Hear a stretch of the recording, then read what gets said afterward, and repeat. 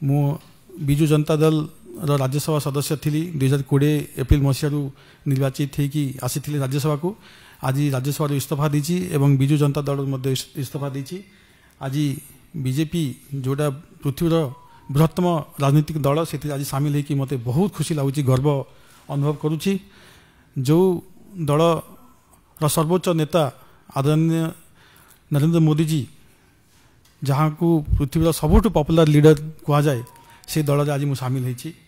सबुबले तांकर जो लक्ष्य रही देशपाई पूर्वोदय सबुबले से पूर्वोदय कथा कहते पूर्व भारत केमती विकास हम से ओडिशा भी सामिल अच्छी।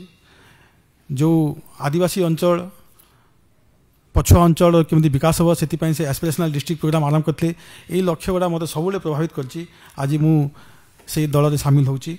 धन्यवाद देवी गृहमंत्री श्री अमित शाह जी को, धन्यवाद देवी बड़ भाई धर्मेंद्र प्रधान जी को, अरुण सिंह जी को जे जनरल सेक्रेटरी अच्छा पार्टी आउ हेडक्वार्टर जनरल सेक्रेटरी अच्छा। धन्यवाद देवी श्री विजयपाल तोमर जी को जे प्रभारी अच्छा ओडिशार, श्री भर्तृहरि महताब जे कटक सांसद अच्छा आ पूरा ओडिशा बीजेपी टीम को मुझे धन्यवाद देवी आज मत निज दल स्वागत कर।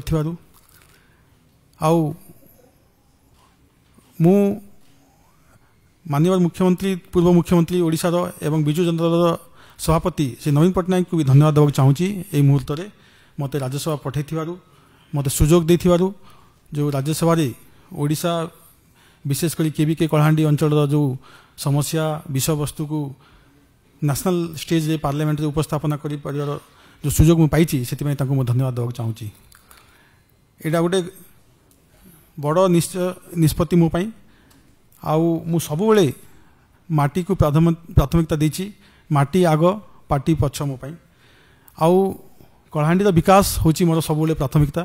मु विदेश बहुत वर्ष विदेश रहीकि जिते भारत फेरली कलाहांडी विकास पाई निजकू संपूर्ण भावे मु डेडिकेट करने राजनीति को आसली समाज सेवा एवं पब्लिक लाइफ को आसली। आउ मु देखुची जिते कलाहांडी विकास जमी हो पारिबा कथा सेमती हो पारुनी कहीं जो प्रकार लूट जो प्रकार दुर्नीति कलाहांडी चली किसी असाधु बेपारी किसी सरकारी कर्मचारी आउ समर्थन दौले विजु जनता दल किसी नेता जिला स्तरीय नेता एवं राज्य स्तरीय किसी नेता हजार हजार कोटी टंका लूट होती कलाहांडी आपण बाली कहतु विषाक्त छतुआ कहतु स्टोन क्वारी कहतु आदिवासी दलित मान जमी हड़प कथा कहतु टेंडर फिक्सिंग कथा कहतु आगामी दिन में मु तार विस्तृत देवी मु डाटा केमती हजार हजार कोटी टंका कलाहांडी लूट होती से मु बहुत बार स्वर भी उठे आमर मो पूर्व दलर नेतृवृंद को या विषय में अवगत भी करेছি किंतु मु देखली जितेबाला किसी कार्य होनी मो बाध्य होकि आज निज जिलार स्वार्थपाई आज मत यही निष्पत्ति नवा पड़ी। आउ प्रधानमंत्री नरेंद्र मोदी जो लक्ष्य विजन अच्छी विकसित भारत विकसित ओडिशा से मत प्रभावित करछि।